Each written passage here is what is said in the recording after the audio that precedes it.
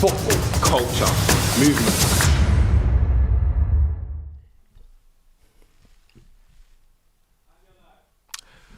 What's happening, people? Welcome back to another episode of FCM. You already know what time it is. Your host of the most, Myra Quadri. To my right, the one and only podcasting Pepe. We might have to change that now. Now there's no Portuguese link in there. We need like something like the voiceover Van Dijk or something. You know like that. You know like that. I like that one. The voiceover Van Dijk. Obviously, Furek Dani, and of course to my left, the cult hero himself, clean but opulent. Come on, you know how it goes. Cams, Charged up. This one is going to be a good one, man. Listen, we've been hearing the talking. We've been hearing the why you not going live after games. Well, I've got a special announcement for you. The next episode will be live after that massive game that we're going to speak about. But before we even get into that, you already know what time it is. Like, share, subscribe. Algorithm. And listen, you know it's the Euros. We've been working. Euro 2024 is here. It's been electric, right? It's been great. So much going on. And all over Europe, teams have been battling out on the pitch. Our teams are still in it. You know what I'm saying? But listen, it's important for you to dive into action as well. So let's talk about something. When you're online, make sure you have online privacy and security. Today's sponsor of this episode can help you with just that. It's the one and only Proton VPN. They got Proton. We getting them sponsors in. They got Proton. Yeah. New friends of the show. New friends of the show. You get me? Listen, trusted companion for safe and unrestricted internet experience. You know, some of you lot, when you're going to watch games, we don't have. You get me? I don't need to say too much in it. So if you want to enjoy live football without worrying about anything, hackers, geo restrictions, all of this stuff that pops up, Proton VPN are the people for you. Whether you're browsing, news updates, playing games, Wi-Fi's at stadium, Proton VPN encrypts your internet connection. And listen, it keeps your personal information safe from all those phishing and prying eyes that might be trying to see what you're trying to do. You get me? And you know what the best part is? Lightning fast speed on over 5,000 servers in 91 countries. You know my ad reading skills are getting on nowadays, you know what I'm saying? But you can stream every goal, every tackle, every moment throughout this tournament. So make sure you guys don't miss out. Click the link in the description. Stay secure, stay anonymous, and stay ahead of the game with Proton VPN. Guys, get involved. Friends of the show. You guys are our friends of the show. I mean, let's all bring them worlds together. But make sure you click the unique link in our description, because for a limited time, I think it should get 1 month free with the 1 year plan and 2 months or 3 months free with the 2 year plan, actually. So you only get that with our link exclusively. So, you know what I mean? Go support the show. Go support the man then. Don't say FCM didn't help you. Scan the QR code, cue the link, do whatever you need to do. Listen, but let's get into it, man. This weekend is a weekend that many England fans will remember for a long time, and we're going to discuss why. We're going to discuss all of the quarterfinals as well. Obviously, some legends have gone home, some legends have retired, some more legends outside of this playing arena have retired. Some young G's have stepped up to the mantle. Some are going through to the semi-finals, some are going home. But we've got a lot to uncover, and I think it's only right, as we're in England, we start with England. It's our country. Our country, right? They asked me what I'm going to do for the black. Cut it out. It's too early. If you don't like this country, leave. It's not past watershed. If you don't like this country, do you remember that guy? If you don't like this country, Still got an hour leave. or two. Oh my gosh. But let's get into it, man. England are through to the Euros semi-final, courtesy of a penalty shootout in which they scored 5 penalties, which is basically unheard of. But let's talk about the game. Switzerland, a team that I ranked very highly going into this tournament. I think they showed a lot of people what they're about without, their star man David Alaba. And in terms of a game, you saw a game that was quite interesting. Probably England's best performance to date. Change of formation. And as England have shown, they went behind again. But of course, showed some resilience, some really key performances. And of course, managed to get over the line. But there's a few things from this game that I think are major talking points. Talk to me. And I think there's one place to start. We'll get into Joe, but there's one place to start because Culture Cams, a lot of our fans, they heckled you for some of the things you had to say. And I'm seeing a change in the tide. And you know me, I'm a conversationalist. I like to have conversations about things. So this is not for agendas. We're here to have a conversation about England's captain, Harold Kane. To start off with, I think it's a nice place to start. From your personal observation of what you saw, What do you think is going on with Harry Kane? Because it's easy for us to say, he shouldn't play anything. But what do you think personally is happening? And anyone who's new, remind them what you said. And please. As well, yeah. Bro, look. Yes, exactly. I was about to say, just go back to the old episode. Yeah. Do you know what I mean? And look. It's a good day, first and foremost, so I'm not even going to go too crazy or nothing like that. It's just a highlight, because we're going into semi-final. All it is, the captain. All it is all I said, and obviously because when you start saying last tournament start, obviously I said it should be Harry Kane's last tournament starting for England, caused the big blah, blah, blah, blah. You know what I mean? But all I'm saying is now I feel like it's very easy for centre-halves to play against Harry Kane because he doesn't move you physically. He's not as sharp as he used to be. You saw Saka get down the line 2-3 times, cross it in the box. Harry Kane's nowhere near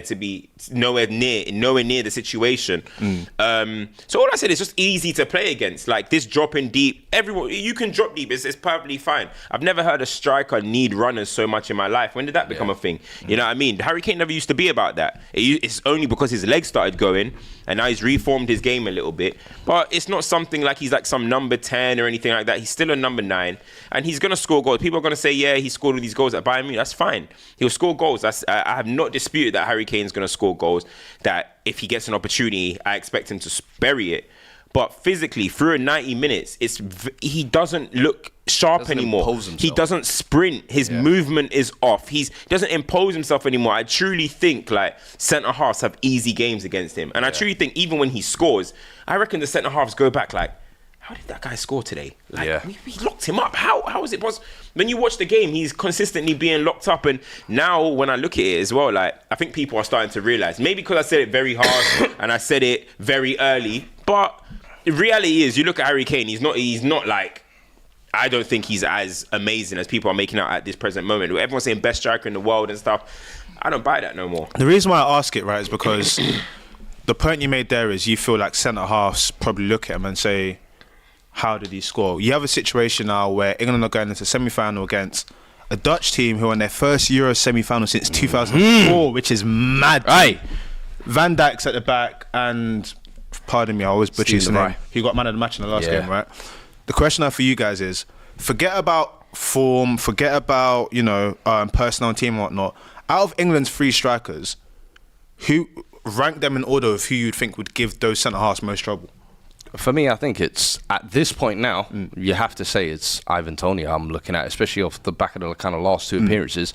He looks like he's kind of got the bit between his teeth. He looks hungry. I thought that penalty as well. Oh, mate. We'll talk about them pens. We'll talk about them pens in a bit, but you just thought, the composure to do that and the confidence to do that, I thought, you know what, kind of give him an opportunity, if you like. But is that a kind of gamble you want to take at the semi-final stage? Because I do remember Harry Kane also had the World Cup, very quiet, and then in these kind of late knockout rounds, scored a goal to kind of get them through.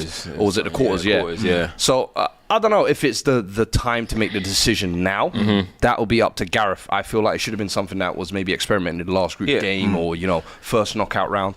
Now it's that point where, it's kind of got us here. Yeah. Do we kind of tweak it? The annoying thing I think a lot of England fans will find is the system change, I think, was meant to kind of almost keep him in the box, like it did in the very first game, where you've got Foden creating behind you. We've got wing-backs there. We've kind of compact the area behind you, so you don't have to drop deep. But you still found him dropping 30, 40 yards. And as you said, when Saka gets the ball, when Trippier gets out wide, they're looking up and there's nobody in the box. And that's where you kind of, I get what you're saying. And that's the problem. Centre-backs are thinking, bro, it's an easy day. You can drop 20, 30 yards off me.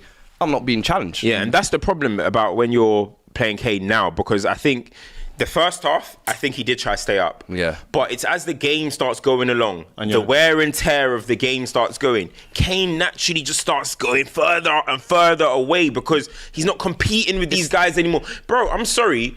The ball comes to Kane a lot lately. One thing that I used to love about Kane is that he'll win a foul or he can keep the ball at least, knock it off, whatever. Trademark. Yeah, whatever. Now, Kane's not even trapping the ball no more. You passing the ball and it's bouncing off him. He's like, a centre-half gives him a little push in the back and he's disjointed now. And I'm like, Ivan Toney, in the small moments I've seen of Toney, and I'm not saying Toney has to start, but it's something that Gareth Southgate has got to think about. Because the small times that you're seeing it gets to Toney, he's trapping the ball. ball. Yeah. He's trapping the ball. Question, so I'm like, I don't think we've ever, in Harry Kane's career, whether he's at Tottenham or whether he's at England, we've ever questioned, is he low on confidence? Do you reckon now it's a point where he's just maybe just low on confidence? Well, the question I would have for you is, based on the year he's had, because even though Bayern Munich finished third and didn't win the trophies and everything, his individual goal-scoring season, everything that everyone told you was he was still doing. He's still scoring goals. He's still doing. And don't get me wrong, I understand what you're saying about. I mean, in terms of the national team, because similarly we've seen Phil Foden. Player of the year in the Premier League, balling out. But for England, it's just not clicking for them. You can see almost game by game, the confidence just ain't there for these guys anymore. They're not doing the same things that they're almost normally programmed to do. This is why, for me, I wanted to have the conversation, because again, you mentioned Phil Foden, exactly, another great player that's done so well this season. You're looking at moments now where you want we called for the big players to step up and rise, right? Mm-hmm. And these individuals are finding it difficult. And again, that's where managers then have to make bold decisions about what they're doing going forward. You see it with France, Germany, where listen, you've been amazing, but I'm going to start someone else. And even though they haven't had a great season like you, they're going to do a specific job. That's where it's getting interesting now. Because to your point, do you make a big call like that in a semi-final? Mm-hmm.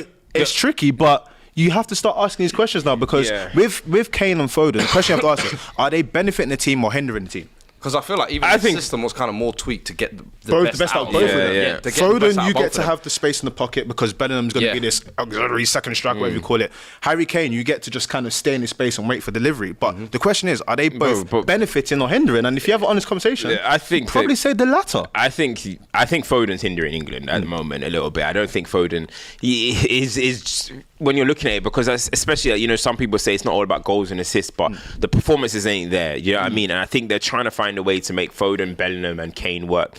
I don't think that it's working. Do you know what I mean? I don't think it's working. Quickly? I think, go on then. Because with the Foden conversation, I feel like it's a conversation that's had a lot, but no one's actually saying why is it not working, or assessing why is it not working. Because for us, right, you spoke about loads here where you said that Phil Foden is one of the best talents England's ever sort of spawned. Mm-hmm. We know how good he is. We've seen what he does at City. We've said that he's taken the mantle from KDB.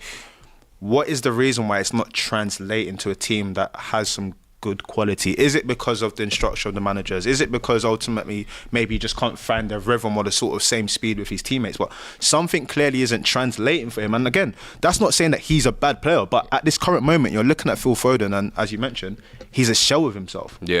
Yeah, I mean, look, I think the thing is, first and foremost, he's never really played well for England, right? There's always been that situation where it's like, look, you can do this stuff for your club, blah, blah, but we want to see you do it for your country. Mm-hmm. And he's never really replicated that. And now in this tournament, obviously, in the beginning, he started on the left. People said, all right, he's playing on the left, blah, blah, blah, blah. And now he's gone into the midfield, he was in the 10 the other day we're alongside Bellingham. And at the same time, I think even in there, when I was looking at him, he was like dropping deep to try and get the ball in certain situations. And I'm like, at City, you're the one that's kind of getting it on the half turn and just being able to shoot. So he's now trying to drop deep. Bellingham is there. And I just think for England as well, you were talking about his confidence as well. I just think for England, he comes from a Man City, and we don't want to use the word system player, but he's come from a system in Man City which is perfectly catered in all ways in terms of their players are technical, they work together every single week, they have the greatest manager, everything is right. So Foden, your job is pretty not simple, but it's simplified. They've been reading off the same script for a number of years. Exactly, it's very simplified what you got to do for Manchester City. And we started seeing a little bit of a trademark this season with the half turn and smashing it top bins or whatever. At England, it's obviously going to be more disjointed. It's going to be more about what can you do to unlock, how are you going to influence the game. And the thing about it is that I look at him at City and I think, you're the one that gives a little bit of that X factor for City. But for England, he's not doing that. So for England, it's kind of looking like, how much X factor do you actually have, bro? And then I'm being dead ass, because I'm not doing the comparison, but you look at Saka at Arsenal. Some people say, he's lacking X factor in that system, but he comes to England and he's got X factor when he wants to. So it's about how you translate. And I don't think Saka doesn't have X factor for Arsenal. By the way, I'm just saying this is a narrative. So this is what I look at. But this is where I look at Southgate a little bit in terms of where you're saying, the City players, they've been singing off the same hymn sheet for a few years. They know what they're doing. Southgate's had these same group of players for a couple of tournaments now. Saka, Foden, Bellingham, Rice. It's been the same guys. Kane. Why have you not been able to find that same? The fact that you're still at this stage of the tournament, still kind of picking semi-final. What should we do? Why have we not been able to get the best out of our best players?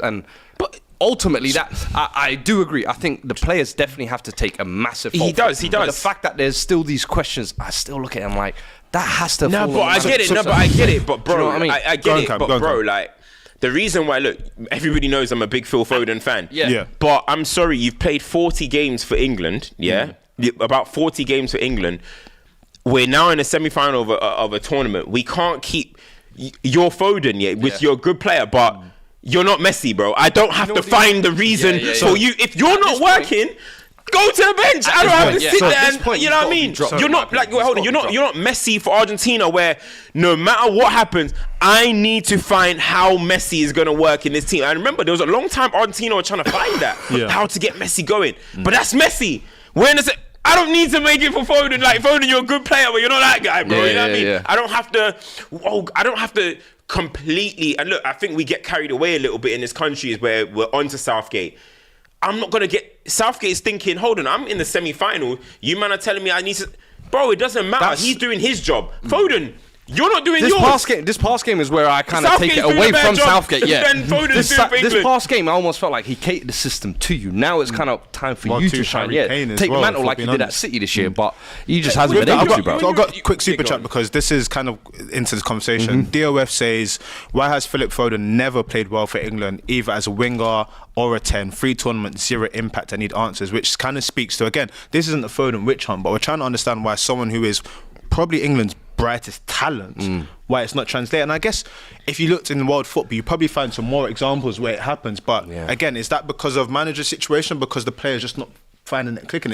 I find it quite interesting. I won't lie to you. I just think, as I said, I just think at City he has it a certain way. There's a certain way of playing, and at England you have to be more off the cuff. You have to be a bit more different. You have to take out 2-3 players sometimes, get the ball into the box. You got to do something with a little bit more intent, a little bit more intention to try and penetrate a team or whatever. And I think when I see at England, he's just not got that. And that's what I'm saying. We just don't need to waste time. We don't need to waste time and be like, oh, how do we get the best out of him? We got 2 more games. Yeah. We got 2 more games. Get on with it. Just get on with it, bro. Get on with it. I'm not going to sit here and do a pity party for him. Speaking on get on with it, I'll go to the Saka super chat, but I don't know who this is said for, and I'm just going to read it anyway because they've sent it in. It says, don't let scams get away with without criticising best English talent since Rooney. You should criticise him the way you sock him off. Pause. Fraud. I don't know who Scams is. Oh, bro, you know what? It's so funny. It's so funny when people think that I have bias to these players, bro. I don't have bias. You just say what you see. I just say what I see, bro. You know what I mean? This doesn't make me change my opinion on Foden's talent. But is Foden good for England? No. Do I think he should be starting? No. 2 things can coexist. But to a player that we should definitely speak about, DOF sends in, Saka has 11 man of the match awards in 37 England caps. Best player in the World Cup and Euros quarterfinals. I don't think people realise how well-rounded Saka is. Now, this is an interesting one because Saka's performance yesterday, you speak about players needing to rise, he did that. The weeks before that, there was the whole left wing back debacle, and there's something that I've always said about Saka that I appreciate. It's the guy's application. I feel like you could put him in any position, and he would give you his performance. His game won't be compromised. You get where I'm coming from, and I feel like there's not many players that you can do that with. I feel like what he showcases that he's always going to rise to the occasion, and I feel like, especially with the penalty, people probably don't realise how mad that moment is because most people's lives would be derailed by what happened in the last Euros. To do that, you saw by the way he was. No, but let's be real, man. Like the life, bro. These men are 21, 22. Like, come on, man. Like that shit. That's life, bro. Let's be real. No, but I'm talking about at the last Euros. Come on, bro. Okay, fair enough. All of that shit they have to deal with. Not just actually missing the penalty. Everything after that. That's something that. Yeah. How many players are we saying that? Oh, my mental health. No, I respect it. So still, the fact that he's able to do that and then performances is sick. Like, but that even Sancho's. I respect that statement. I respect his Insta story where he said you did for me and Marcus. I think he should have spoke for himself though. Like, but what? Not speak for Marcus? Maybe Marcus was at the Mark Ruben party as well. Maybe you never know. But in terms of Saka, that performance top notch. His output top notch. The finish fantastic. I guess the question now is like, where is this taking him? Because club level, you can see he's at level. We always say that you have to do it at the biggest level. Champions League campaign was delivering. Bro, he's easily England's most important player. Like, Who? Saka. Like, you think so, yeah? Easily, in my opinion. He's shown it now, tournament after tournament. And listen, we all sit here, I think, during club season, we all have me anyway, I have my jokes with Saka or whatever. But, bro, for England, you can't overlook what he does for them tournament after tournament. And you've seen what's going through with Kane now, who's the captain. You see what's going on with Saka. You see Bellingham, okay, he got the bicycle kick the other day, but I don't think performances have really been that shining. You always feel like Saka, though, is almost like the minimum you get out of him is a 7 out of 10 in an England shirt. No matter what kind of, they played him right wing back, he still looked the best creative outlet on the day. Do you know what I mean? So you got to give him his dues, bruv. Time and time again for England, he seems to step up, and it was the last Euros where he really kind of broke out, and you thought, it didn't end in the best note, but then to come back now with this one, redemption penalty, hey, fair play, man. Yeah, no, I agree. Listen, I always say Philip Walter Foden. Bukayo. Ayo Yinka. Temidayo. Saka. Gotta give him his respect, man. You gotta give him respect. He deserves the full name layout. He deserves it. Why are you busting up, bro? Nah, that nearly killed me. Hey, fucking hell. He deserves the full name layout. Now, in all honesty, like yesterday's performance, I think this tournament he's been alright. I think his base level has been as you said, 6, 7 out of 10, whatever, just general decent. But I think this game, that's what you want to see every single game, bro. And it's not even about, remember, everyone in England has been kind of meaty. But that game, bro, he had that fullback on toast, bro. Yeah. He had that fullback on toast every single time. And I remember I said it earlier in the tournament. I said the safest pass for England is Bukayo Saka. Outlet. Yeah. If you're under pressure, pass it to Saka. If you're, you know what I mean? If you're looking for an outlet, pass it to Saka. If you want to retain, pass it to Saka, bro. It's always the safest pass. And if you actually look at the most passes that were done and most progressive, all of it was Saka. Like most received Saka. That is the outlet. That is the safest pass because you see like how we talk about Grealish with retention. He can give you penetration and pause. That's crazy. But he can do both. Yeah, I mean, no, but he can do both. He can be devastating and he can retain. Do you get where I'm coming from? So that was crazy. But you know what I mean? So when I'm looking at him, when I'm looking at that performance, listen, big players, big moments, big goals. Facts. You know what I'm trying to say? For him to pop up with that goal and the manner in it of it, it wasn't no deflected cross that he's back post or Tony knocks it across the box. Nah, Saka said, give me the ball. All right, cool. Bro, cut in, whipsies. I loved it. After he scored it, because he did the similar goal against United, if I'm not mistaken, and Forest. Further out against us. Forest as well, if I remember, where he kind of cut in. And I remember it was the start of the season, and I was thinking, if he can almost like unlock that move and make it like a regular thing, he unlocks a whole new bag and just becomes a threat in a different way, bro. I just respected the whole thing of taking ownership because again, England played better in this game. A lot of people have been really critical on the performances, and yet they still went a goal behind. But again, when your team are looking for someone to stand up to the mantle, who is going to be the player that says, I'm going to do it? And that's what he showcased in that game. As soon as the goal goes in, you're like, wow, the spirits are lifting and everything. And you need players to do it. Because at the end of the day, we talk about football, we talk about formations, we talk about systems. At the end of the day, it's 11 individuals out there. And someone has to make sure that they're better than everyone else. And this is why when everyone talks about like, when I say, I want players to step up, and they say, it's like basketball, it's not basketball.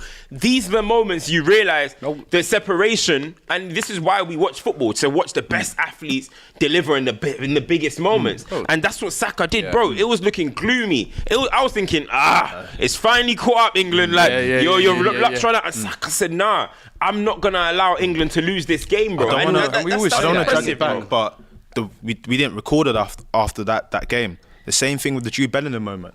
That's why man's running around that pack saying, who else? Because when the moment arises, someone has to make sure. Who else? Bukayo Saka, mate. There's the answer. There's the answer. We can go band for band.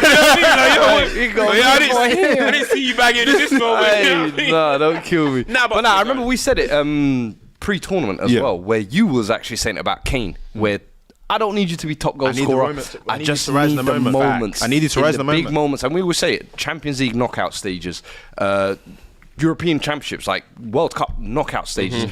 This is when you kind of look at those big legacies, and that's when they're really defined and cemented. Like, let's be honest, Mbappe's World Cup performances, everyone's always going to remember that hat-trick in the final because it's the big moment in the big stage. Facts. So, listen, Look, again, and the thing is, I think when you look at England, right, we got to give Southgate a little bit of credit because one thing that I respect about him is that he tried to change it up. You know what I mean? He did something different and it allowed England to play a little bit better. when he brought Luke Shaw on. No, I'm not even talking about that. I'm talking about like in the start of the game that he made changes. he made changes. But the one thing about it is that this guy's having a fit over here, bro. You're right, mate. Damn. Bro, Hey, Proton VPN. Make sure you download that. man, we got a show to do here, bro. We got a show to do. Come on, man, get on. But anyway, yeah. So Someone said, "Fred, stop smoking." Hey, listen, you ain't lying. nah. So one thing that I rate is that he changed it up. But the big difference, and this is what I mean about individuals, like the big difference between England's performance in the last couple of games and their performance now is that one player stepped up and played to the level that we know. Saka played to the level. He played to Arsenal level yesterday. That's the level that he played to, and that was enough for England to become a threatening team, for England to become much better offensively, in my opinion. So that's what I got a big respect I'm for. going to have to interrupt you because Elisa's just sent in a £50 super chat. Big up Elisa. Big up Elisa. Make sure you get that VPN as well. Elisa says, lads profile players better. Foden comes with aesthetic tax. He has a more limited skill set as a midfielder compared to Jude, and as a winger compared to Saka. Saka thrives without an overlapping fullback. Back to goal, can go on either foot and play inside. It's an interesting comment because again, it speaks to like team dynamics and whatnot. But I just feel like at the end of the day, I feel like yesterday, not going back to Foden because I don't want to take away from Saka's moment.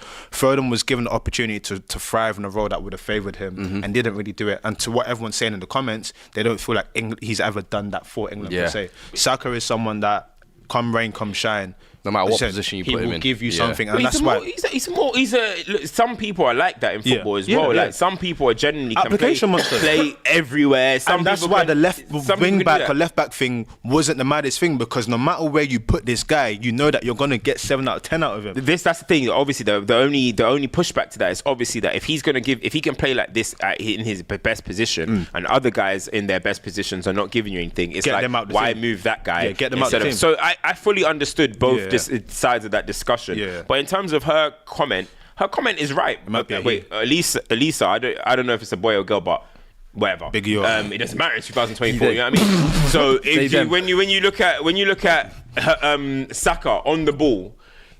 Not even, I think Foden is more gifted on the ball. But when you're talking about as a complete player, as you're mentioning, I think Saka can even play centre mid if he wants. You know what I mean? One day I'm sure he's going to try a false 19. You know what I mean? Foden has done a false 9, to be fair to him. But Saka looks like one of them players that is complete. He just understands the game. And that doesn't only come down to your footballing talent. That comes down to your IQ. The biggest thing I've always rated Saka from was his IQ. It's his IQ and how his understanding of the game is excellent, and that's why he's going to be able to be playing all these positions and do it to a good standard. There's more things we need to discuss on more games and everything. One thing I want to quickly speak on: Southgate became only the 3rd England manager to make it 100 games. 61 wins, 23 draws, 16 defeats. 2018, he got to World Cup semi-final. 2019, Nation League semi-final. 2020, Euro finalist. 2022, World Cup quarter-final. 2024, Euro semi-finalist. I remember before we went into the Euros, I was saying that when have England ever played this style of football that people are seeking for, right? That people sort of demand from England, whether it was the golden generation or whatever, and no one really had an answer. Yeah. I feel like with Southgate, whether you love him or hate him, I think there's 2 things you kind of have to give him credit for. I think it's 1, the camaraderie he's built with the team in terms of how the players are together and whatnot. England didn't have that for time. You've got to give him that. And 2, when you look at where England are now, where their expectancy of being in and amongst it is actually a reality, that wasn't always the case. England were not going to tournaments. So whether he falls short in actually winning something with England is another case, because people say that England should be winning trophies.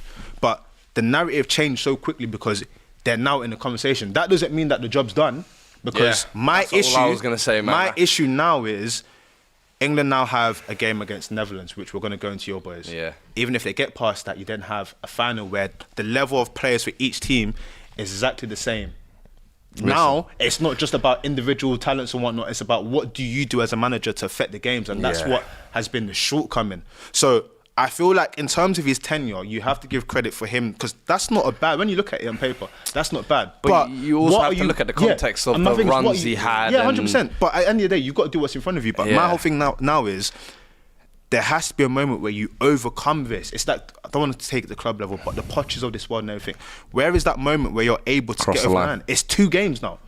You're 2 games away from doing what's not been done for way before. And there's only so many times you can get the cold balls, you know what I mean? Exactly. So that's where, for me, I just don't feel like narrative should change from game to game. No.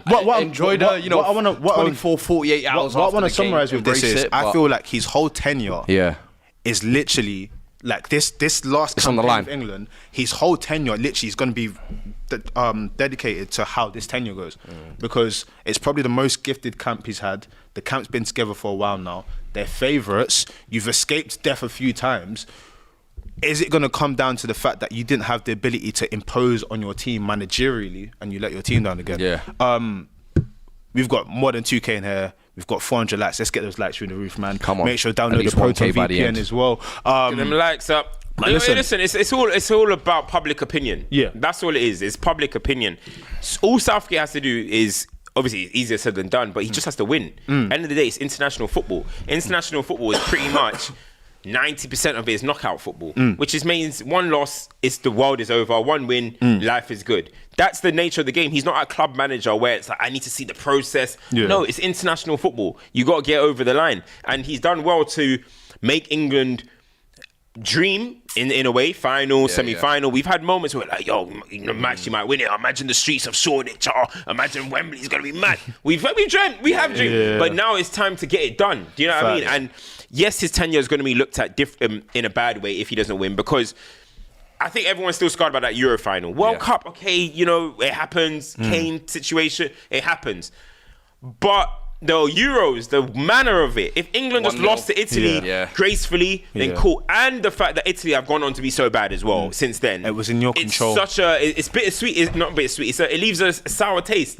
So how I see it is, yes, he has to go and try and win this tournament now. That's the reality. Like, there's no point of talking about what people think about Southgate. And the only reason 90% of the time is because Southgate, again, when I say it's public opinion, people think, okay, why does he start this? Why does he start? Why doesn't he play this player? Why doesn't he play that player? The only way for him to justify it is by winning. Yeah, I mean, so look, as you said, 2 games to go, potentially France or Spain, and the Netherlands. Let's get it done, boys. What I will say is, get it done. I think he's delivered in that last game the best set of penalties England have taken at an international football. I don't think I've seen that before, where every single player steps up and you look at them and you can almost feel that they're not going to miss it, but then the quality of the penalties as well. They're all pen takers. Rifled, bro. I know. All pen takers. It makes a difference. Previous years, England have had great penalty takers. The Lampards, the Gerrards, the Beckhams, the Owens. And it never seems to go right. Something always seems to go wrong. But this was like, those 5, every single one on that set, I was like, I can't lie. They're crashing this. The Tony one. Who's the one you're worried about? Because I was like, you're moving too cocky. Tony does that. No. People are not clued up. Tony does that. I know he's a bagsman. I knew Tony's bagging. What? No, I knew Tony's bagging. Who's the one you're worried about? Don't lie. Tony, no, I'll tell you. Tony has walked into that tournament. He knows he's in that squad. One of the reasons because of penalties. I knew Tony's bagging. But bro, I swear I was praying that Saka scored, bro. Yeah, I can tell. And you know what? I don't know if Saka's like a little bit trickled that. Like it kind of hit. I don't know, bro. But I was like, I felt like everyone did spirit bomb. Everyone trying to put their prayers together. I was like, Saka's got to score it, because if he didn't score that, I was worried about Jude. I can't lie. Jude, I wasn't worried about Jude. No, because you know when the script, he's not a penalty taker, by the way. That's what I'm saying. So when he's not a penalty taker, and when your script has been too perfect, it's like, is this the one moment that people are waiting for? Yeah. So when he put his way, I was like, I had 100% faith in Trent. Come on, this is Trent, man. That's Trent. Trent is bagging that. Trent is bagging Trent knew and he whooshed it. Yeah, hilarious. Trent is bagging that. What's he waiting for? Cole Palmer as well. I knew there was, but the Saka one, because of the narrative, because of the moment, because of everything. And look, I know you were talking about what you were talking about earlier, but I praised Saka remember, he wasn't Arsenal's penalty taker before Euro 2021 or whatever. When he came back, he started taking it. I've got a tweet, and I remember saying, like, I massively respect that.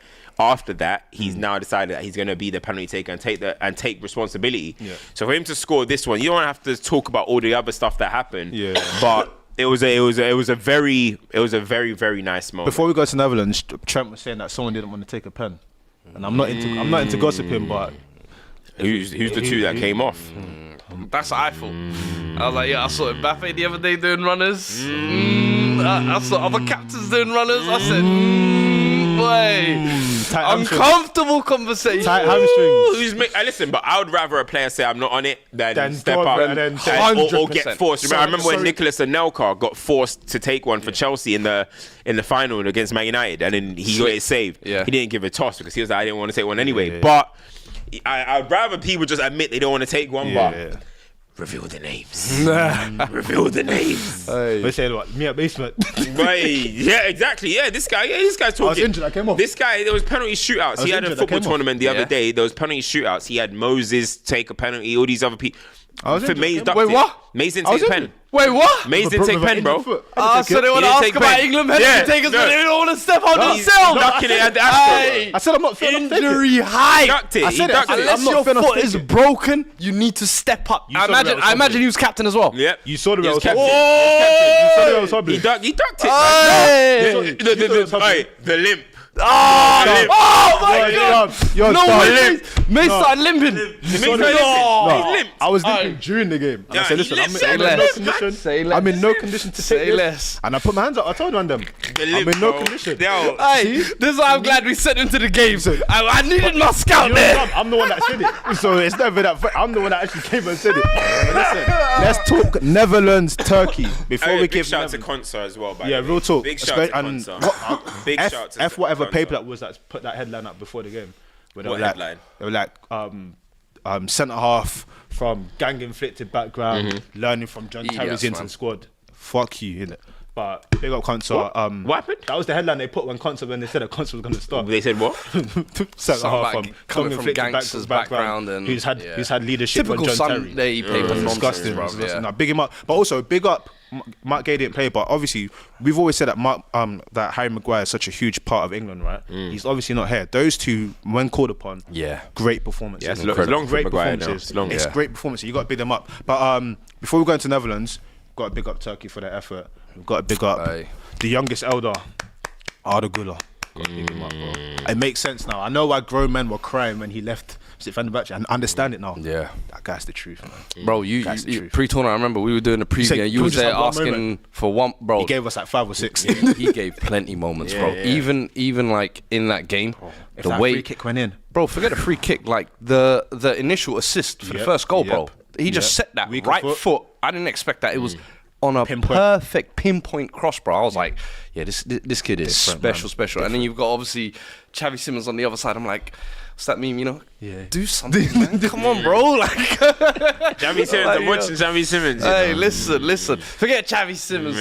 Man, stand up, man. Come on, man. All hail Cody Gakpo. Yeah, listen, Gakpo.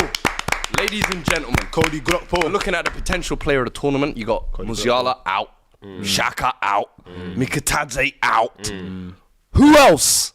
Yeah. Yamal still there. What? I tell you, that little 16-year-old come outside as well, man. We got a couple of things going on over this side, man. Don't worry, man. Load up something. They took the goal away from him, which is annoying, but he's still on 3 goals, 1 assist. That performance, was. I just like when players, again, we talk about players taking the mantle and saying like, listen, I am going to rise today. This whole tournament, he has showcased, listen, on a slot, if you're not watching, send your scouts over here. When I come back to Anfield, I think he's made every Liverpool fan watching the Netherlands think, what the hell, where has this Gakpo been for the past 18 months type of thing. And as you said, I think pre-tournament, many people were looking at Memphis Depay, Virgil van Dijk, a lot of the bigger names, and thinking Gakpo hasn't been on the best run of form. But, bro, he's almost become like our international Podolski, if you like, where once he puts on the Netherlands kits, he just got like a different juice about him. And 7 goals in the last 11 major international games. Internationals, yeah. So he's on fire at the moment, and honestly, I think what a comeback win as well after a convincing win in the first round as well. I thought all tournament I've kind of been underplaying us, thinking a quarterfinal run will be decent, but I think in the group stage, playing France, that was a good test, I think, for us just to kind of see how we handle with the big teams. They were underwhelming. I thought that really kind of was the first time I ever looked at France and went, these men ain't looking all that good. But I thought came out of the group comfortably and have kind of improved as the tournament has gone on.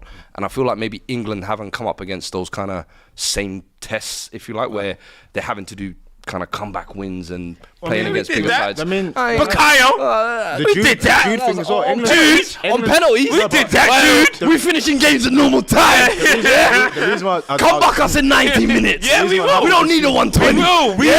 We will. Wednesday. Yes, Wednesday. We'll see you there, bro. What I would say to that is England Kyle Walker. England have played Van Dijk. Declan. Dumfries. Bro. Hey, England had to play they've played 2 sets of extra time things. I get what you mean in terms of like the profile teams you guys have played, but England have probably had. Maybe it's self-inflicted, but they've had to go through more adversity. But what I find interesting is we talk about England being 2 games away. With you guys, obviously, you finished third at that World Cup with LVG. Yeah. You've been to the quarterfinals where Messi next year at the World Cup. In the Euros, 2004. And then before that was 20 years, bro. 20 years since your last 20 years. semi-final. After that, before that, it was you did 2000 as well. 2000 we did semi-final, even World Cup semi-final. You lot have been in this weird position when you've not had, obviously, your golden generation was your golden generation. But you've had these little weird spells of players and then like duds, and then it's like, it's come together in a weird place for you guys at the moment where a lot of people probably didn't think you'd be here, and it's like, this might be the chance. To be fair, no. I actually think this is kind of the beginning of kind of a new generation. How many times have people say it's the beginning and then you don't see it for a while? But the thing is like, let me just read off a couple of names. You've got Verbruggen, who's 21, Gertrude, 23, Van der Ven, 23, Frimpong, 23, Matson, 22, Frankie, 27, Gravenberch, 22, Reinders, 25, Xavi Simons, 21, Xerxes, 23, Gakpo, 25. So I'm looking at it as like, this is going to be the core for the next 2-3 tournaments, if you like. So if this can be kind of the first awakening, if you like, because I remember last year as we got to the first knockout round of Frank de Boer, and then De Ligt obviously disgraced himself, 2-0, got eliminated. The past maybe decade, if you like, has been shocking for Netherlands international. I think 2016 wouldn't even make the tournament at all. Even though it was only the last World Cup where we kind of really redeemed ourselves, to be fair, but we just haven't been great. And I think now this core of the squad, I think, is decent enough. And I think players like Reinders, who I think maybe many people didn't know about before the tournament, really looking good this tournament. He's kind of owning that kind of sentiment. Schouten next to him as well, I think, as the past couple of games look really good as well. The defence is kind of like the solid base we rest our hat on. For me, that's where I'm kind of looking at England as how are they going to kind of break that down. And I know we've conceded a goal here or there, but England's lack of fluidity and lack of kind of attack going forward for me is where I'm kind of thinking, you know what? Now it's going to be a battle of which player can create that bit of X factor. Because let's be honest, up front we got Memphis Depay. That brother ain't been able to hit a barn door all tournament. Where, of course, when he comes on, we're looking at him like, Wiggy, we've been waiting. But do you know what I mean? So I'm hoping Gakpo can once again. Can you do me this one more day? I'm not asking for a month. I'm not asking for a week. I'm asking for one day. But for me, I think that's where the danger is, because when it comes to semi-finals, you can't rest all of your laurels on one individual. No. Same thing with England. You can't just expect it to be the Saka show. It's like, now, we've got to this point now. Same thing like we say with a club season. The rest of the cast, can you showcase why you've been selected to the squad? Can you take the moment? Because it's 2 games now. Like, Gakpo has done majority of this lifting now. Can someone else step to the mantle? In terms of the attack, he's done all the lifting. I think the midfield in Reinders and Schouten have progressively gotten better as tournament. Defense, do you know one thing I say about Depay as well? Depay's pressing, and that part yesterday, of the game, what I will say is the second half, he was better. The first half, he was horrid, but bro. I'm saying for parts of the tournament. Depay is over for you, Hey, man. it's a wrap. Who cares? The headman? We got a new headman, man. Bro, yeah, exactly. Depay, they're hype, bro. Yo, from time we're jumping on podcasts talking about your press, pack it up, man. Pack it up. It's long now, bro. We used to about his free kicks, his ball striking ability, all of that. It's now over. we're talking about, you see the Nah. That was him, not me. Oh my God. I'm not involved in that. Giroud role for you, man. Nah, bro. Allow it, man. Just Get me Weghorst, get me Xerxes, Brobby, anybody, bro. Listen, all them things, all them names and ages that you mentioned, that definitely concerns me a little bit. But we pack that thing too. You come round this way, you will get clapped. That's what I'm gonna say, bro. Right, rise it. All of that is cool, Rise bro. it. But you come round this way, it's gonna. Say less. All of that, bro. Say I'm less. telling you now. The Dutch, they've surprised people. Yeah, for sure. They've just surprised people, but. You only listen. This is gonna be you lot's moment of we believed at one point. Let the big dogs go through, bro. Big dogs. Let the big dogs. Let the big dogs go and do what they gotta do. Do you know what I'm trying to say, man? Unfinished You know what I'm trying to say, Big man? dogs, man.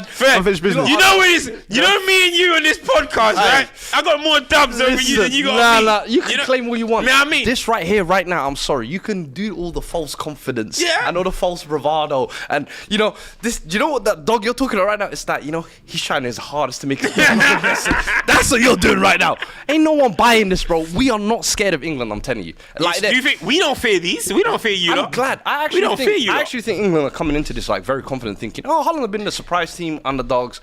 We got Kane, Foden, Bellingham. We should trounce all over them." And I think that's where you guys are going to be caught out. I disagree. I feel like Southgate will tweak again. He tweets to sort of accommodate for Switzerland. I think he'll do the same thing for Netherlands. Listen. How do we sort of like, and that's why the whole Kyle Walker situation is quite interesting because like, who's he going to put? Turkey, against to be fair, the first half kept Gakpo quiet. They were double teaming, triple teaming him. Is Walker out or? No, he's fit. He's Walker's is still there now. Said Trent v Gakpo. Hey, Liverpool teammates. He knows the moves, isn't it? Who's bucking Arne Slot first? Bro, relax, bro. Yo, listen. At Liverpool, there's a hierarchy. Hey, listen. Yeah. It's Mo Salah, Trent, Van Dijk. I'm joking. There's a new man in town, bro. No, get the fuck out. Listen. Gakpo knows hierarchy, bro. Trent is part of the leadership hierarchy. The captain. No, it ain't no Gakpo, bro. We ain't thinking about Virgil, you, bro. The keys are being handed to Gakpo. I promise you. This season, What? watch. Boss calls. Listen. What's happening? Boss. He said boss calls. On slot, yeah? We'll see. But he's taking over the keys see. of Anfield. I promise you. Hey, 7th place. Promise you. Aye. 7th place. 7th place. 7th place. 7th place. Your keys are Cody. Let him cook. Yeah. Let him Cody, cook. good luck, Paul. Seven. So let's quickly do like what we think is gonna happen in that game. Fuad, I'll let you go first. I'm going to go. Talk with your heart. 2-1 win Netherlands. Normal time. Normal time. I hear it. I think we take the lead. England get the equaliser, thinking it's gonna go, extra time. We've been here before, lads. Virgil had that header. Before Weghorst, boom! Nothing like a Weghorst dagger to Cam's heart would fill me with joy. Yeah. Oh my God. Do you know what's gonna be the real? Do you know what's really gonna happen? Harry Kane. Yes, Kane. He's not gonna go too long without scoring. He scores, then he doesn't, then he scores. I'm thinking maybe he's due one now. I know he scored against Slovakia, was it, or whatever. I'm going to go for a Kane opener. Virgil. Virgil. I know you have a plan for me, Virgil. Bro, go back. Remember Harry Kane v Virgil from Southampton, Tottenham? You remember that? You celebrated it. Bro. What happened at Liverpool? Yeah, what at Liverpool? What, he bagged? Remember that game? When he bagged 2? Won that last minute pen as well? You remember that one? You remember that one, yeah? I remember a couple he didn't, though. Yeah. Listen, Hazard, I'm going for Hazard to get on the score sheet, and then What score? I'm going 2-1. I think. What, regulation time? I don't know. I think it's going extra time. Yeah. I think it's going extra time. This could be one of those. Yeah. I think settled by penalties. I just think we got better. I think some of us. I think we can make a bit more changes that can impact the game. If it goes penalties, I think England will come out on top. I don't trust our penalty takers. I think regular time it might be like a 2-2 and an extra time. Because I won't lie to you, with you guys, you know how you said that you guys, you've got good defensive call, good defensive call, but thing. All of England's goals have come from like a lapse in concentration or a stray pass in, and like the Cody Gakpo goal against Turkey is a goal that he could score against England. Yeah, like goal. He could just sneak in and it goes under John Stones' foot and whatnot. The worst case scenario for us is like Austria. We had a few of those. Yeah. Bro, we conceded 3 stupid goals. 2 own goals, and then 1 we let Sabitzer basically look like Messi second coming, bro. It was funny. So, yeah. I feel like it'll be a good game. It'll be a good game. But moving on, let me quickly go through some of these super chats. 2 disappointing nations historically. That's all I was going to exactly. say. It's Koeman v Southgate, remember. Don't get your hopes up too high. Don't get your hopes up too high. That's what I'm saying. Someone said, DOF said, quick word on Walker, God save me. Listen, man, what is there to say that we haven't said already in the previous episodes? What did he say? Quick word on Walker, God save me. Right, yeah. Well, I want to shout. I want to give a mention as well. Do you know what I think? Do you know what's funny? Yeah, even just quick go back to England. I think when you're looking at the England game, I think there was good individual performances from a lot of people. But I think obviously Saka was the star in light in it. Yeah. But I think Declan Rice was good. Kobe Mainoo deserves a lot of respect. Kobe Mainoo, of course, doing what he's doing. Like, I'm trying to say, like, bringing what he was doing at Man United to England deserves mad respect, man. This guy was playing youth team football last season, bro. He skipped and now 2 years. He's literally starting for England, playing in the midfield, looking composed. And now I think as the games go on, him and Rice will get a better connection going as well, understand each other's roles. But one thing Rice is doing is just mopping up. And you're looking at, you see when, we were saying it in my group chat, when Kobe plays with Casemiro, for example, you're having all these concerns of, because Kobe's not the most powerful runner and stuff. When he's on the ball, he can move. Off the ball, it's not the greatest. But you're not having these concerns when you've got Declan Rice there. Do you know what I mean? Mopping up. Yeah. So I think just in general, there was a lot of good individual performances from England, which made a better team performance. And then you can have a star player like Saka. What do we say on this pod all the time? Protect the breadwinner. And like I said before the tournament, Declan Rice probably has one of the most important jobs because he's the guy, and especially in the midfield tournament, international level, that's going to have to do a lot of the violin carrying, the water carrying, and the dog work that goes unsaid about. Yeah. I think a few weeks ago you called it the Matuidi role for France a few years back and whatnot. That role is so important because if no one does it, your midfield is sparse. So good shouts. Someone went back to DOF said Saka. Oh no, we've done that one. We need to speak about Rodri, a future all-timer. We're going to go into Spain shortly. Nabil mentioned about 11 man of the matches in 28 games. It's mad. He was cooking for us. We'll discuss that. MIC Pango says Trent is overrated. Keep him out of the team and football come home for you guys. I don't know about that, man. I mean, players like that make differences in big games. But we'll see. We'll see what he wants to do. We mentioned legends retiring for the game. Tony Kroos, thank you for your services. You have a boot named after you now. You're a bit. Some of your views are a bit funny, but I can admit that. Yeah, but apparently that's not real though. Not real, I'm talking about stuff before that. I'm talking about the Aubameyang, the Ozil stuff. But still, listen, you're prime football. You're dumb. But yeah, man. Do you know what was really funny for me about that Germany-Spain game? I think I tweeted. I said Germany play that game like a team which they said they were going to go out and get in their faces. But the one thing they didn't account for is this Spain team are a little bit more aggressive and quicker than people are really used to. So when you're zipping the ball past these aggressive challenges and you're playing out quickly, you can try and run and kick anyone as much as you like, but you can't kick someone if they're not there. And I think after the first 15 minutes, they kind of went, we can't find them. And there's someone I've got to shout out because he's a footballer we've mentioned it a few times, but Danny Kofi Olmo. Goal and assist. What's it, Coffee? Oh, that's what they call him, Danny Kofi Olmo. That's what they call him. What a performance. Bro, it was... Came off the bench, said, you injured my younger, no problem. I'm going to deal with that. Got the goal. Got the assist. That's what you call stand up for your country. You know when we talk about players rising, that is what you call rising. Wasn't even on. People said he should have started. No problem. Came off the bench, caused havoc. Do you know what's so great? It's actually both the subs he came on because Wirtz came on for Germany as well and got a cold equaliser as well. And got to it. Listen, it was a good game overall as well. Best game of the tournament for me, to be fair. Arguably, yeah, you could definitely say that. But I don't know, I just thought Germany's game plan just being a little bit too aggressive. I just thought at times, and I was like, bro, where's the kind of dominate? And I felt like they had enough chances at the end as well to kind of kill it off. Fulkrug, I think, will probably, for all the credit he's got, he will go home a little bit disappointed with a couple of them chances that he missed at the end, bro. Last minute winner. That's your bread and butter, bro. I think, again, another substitute, Marino, who came on, I thought the header on that one, that is perfect. Like, Sergio Ramos, I know, was like... somewhere kissing the sky, bro, because that was perfect. Rudiger as well, who he kind of got ahead of. In that. I said, it's not looking good, bro. You know what I'm saying? To the floor as soon as he knew. He didn't want to be in shot. Yeah. Come on, bro. He saw Ruben Diaz last Euros. Hey, come on, man. Or was it World Cup? Necessary. But that was like, that game score when you do the... Yeah. It was one of them ones, like the delivery though, impeccable. And like you said. But I feel like with Spain... because they don't have that allure of like all of these mad talents that they have of yesteryear, you have these players all stepping up. But how many times are we going to mention Fabregas? That is a potential player of the tournament. Yes. Another game. Another game. Gakpo, we still need to fight him. We still got to fight him. Again, like just saying like, listen, I'm going to make sure that my country are proud of my performances. Like did everything he needed to do. That little turn where he sent three man for a blood twist. He sent it for blood twist. I said, yeah. All right then, and I think that's what I enjoy most about top level football. When individuals say, you know what, today's going to be my day. Every single time he's gone on the football pitch, he said, it is my day. And I'm sorry, but I know we've spoken about it enough times at this tournament, but that 16-year-old on the right wing, the assist there to step up in a moment like that. How have you got a trademark? We can't already. Bro, this is. How have you got a trademark move at thing. 16? How you got already a signature move At 16?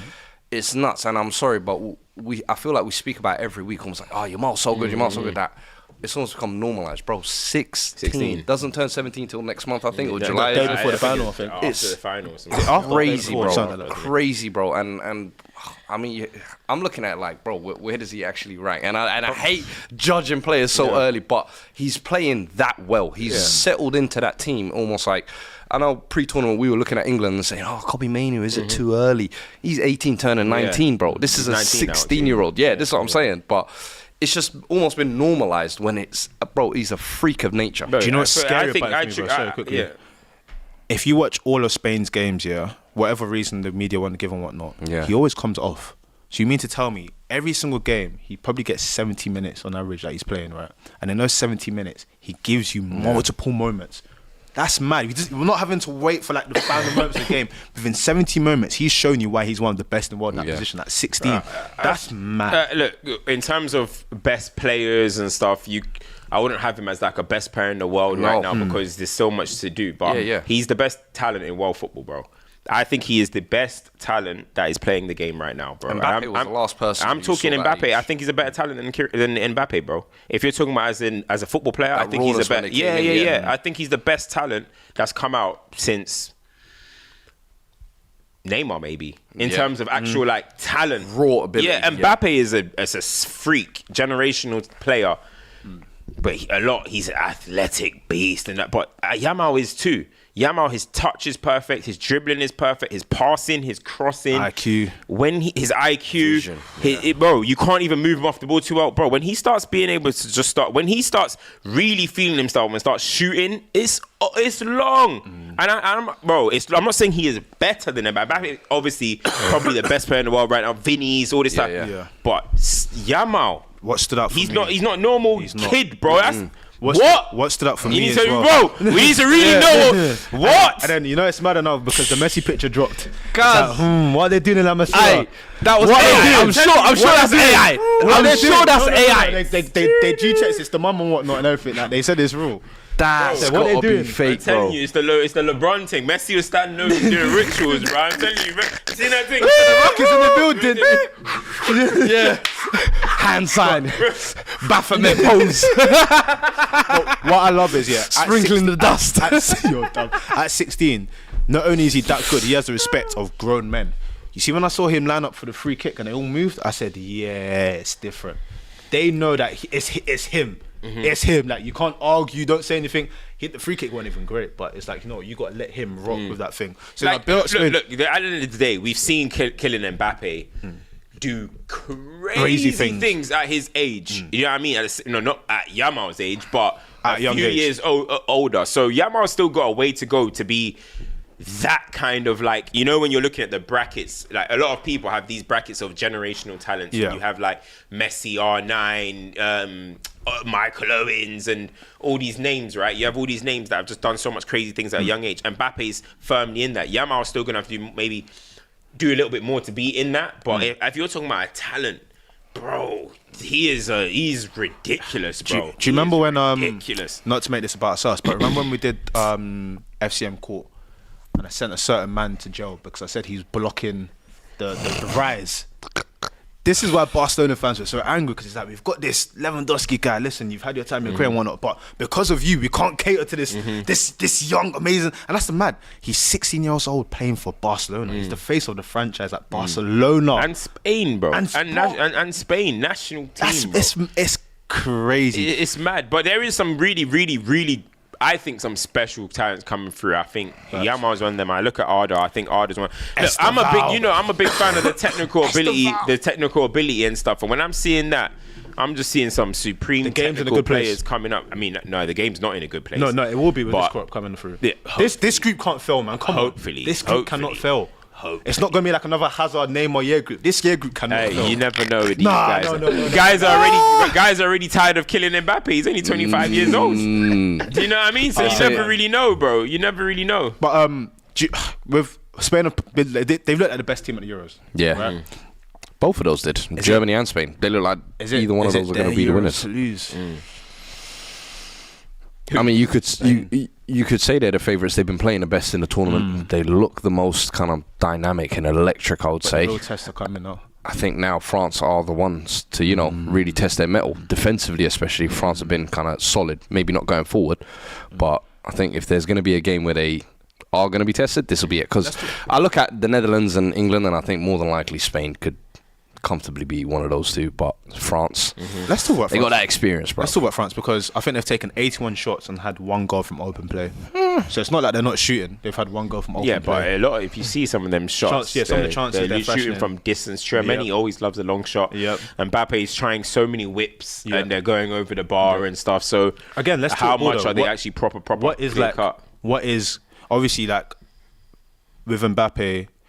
He got the first goal at the Euros and whatnot. What is going? Is this by design? But how much of this is design and how much of this is us just being like France are not really clicking where they need to be? No, because we know they're pragmatic. We know France to be pragmatic, but it gets to a certain point where we say this isn't just pragmatism. Like there's something off key here. No, but they've been terrible, bro. Like, the thing is, look, there's two sides of France. I was saying it to Fuad off air.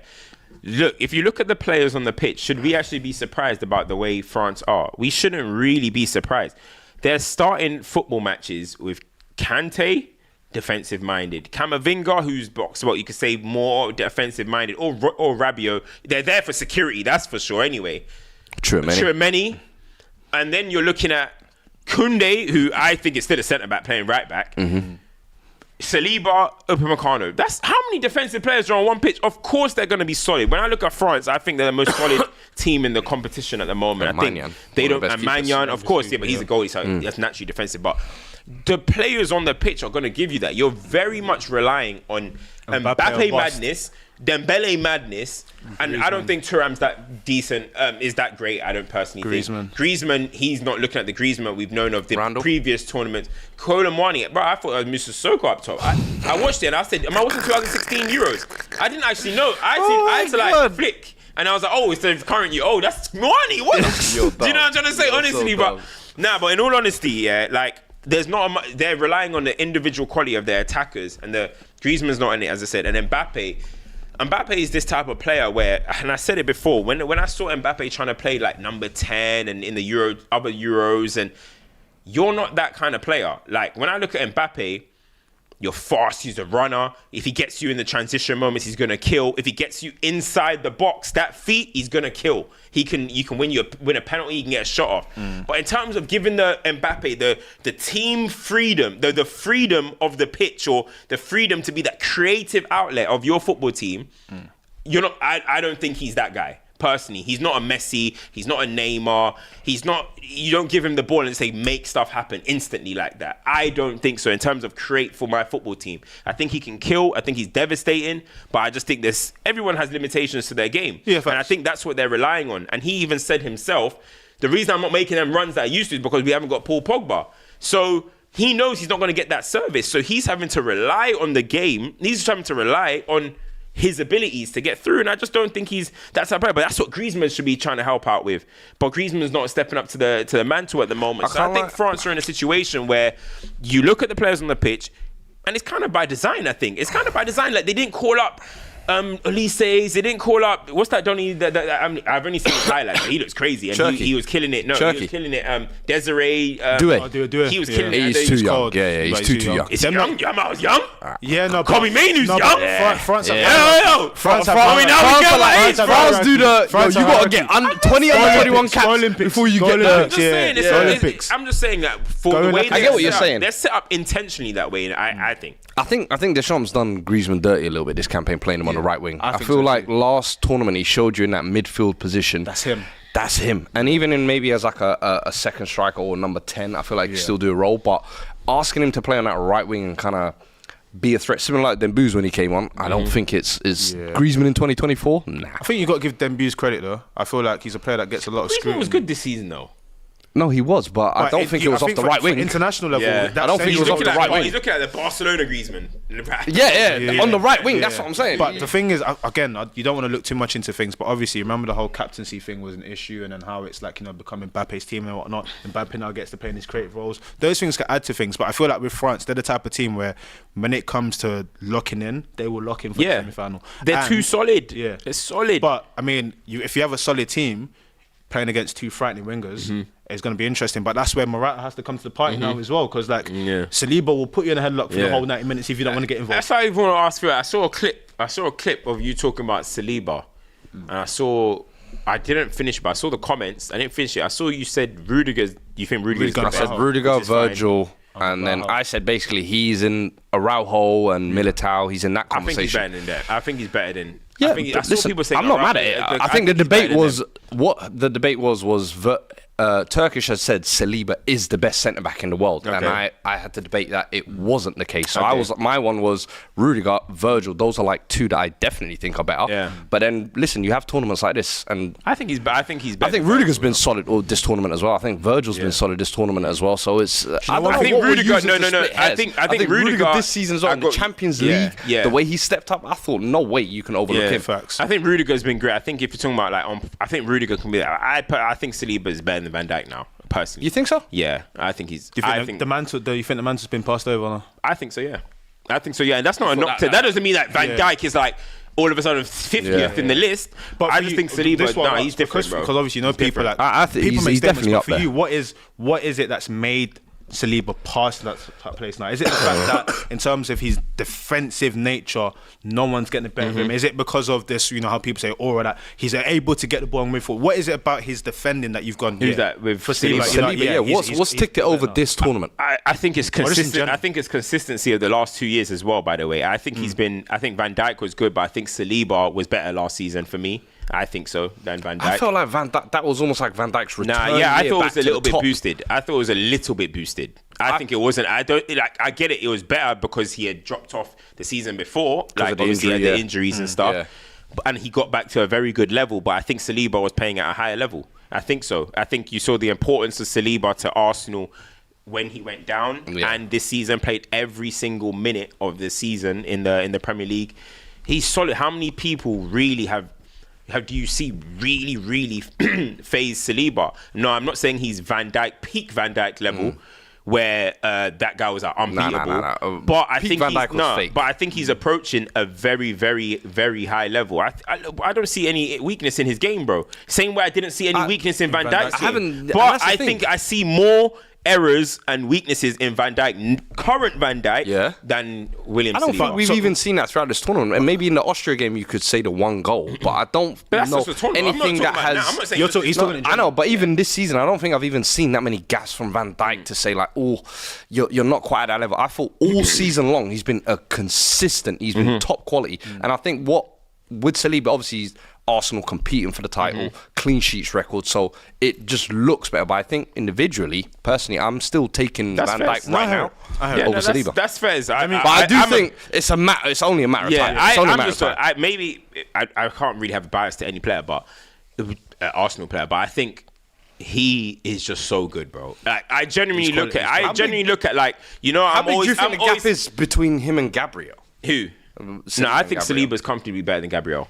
Comfortably. People, I know Arsenal fans going to say, oh, he had a better season. Let me read the super I think chat Saliba is level. I think Saliba is different, bro. Because I remember at points last year was a case of some people saying like Gabriel doesn't get his flowers. No, he is the A side. He is the big dog. And then let me read this. The pendulum swings back and forth. I think that always happens.